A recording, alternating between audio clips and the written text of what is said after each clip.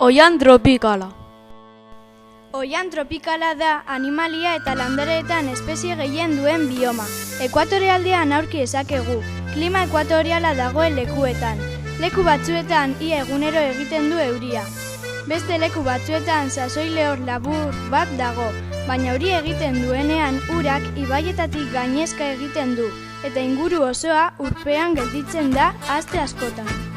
Oihan tropikalan ibairik emaritsuenak daude, Amazonas eta Orinoko ibaiak Hego Amerikan eta Kongo ibaia Afrikan. Bero iraunkorra eta handia egiten du, horregatik beti berde egoten da.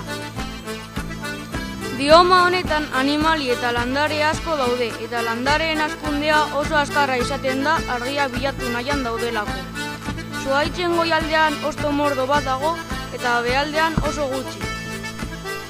Zuhaitzak mozten badira, maketan ikusi daitekeen bezala, basamortuak besterik ez dira geratzen.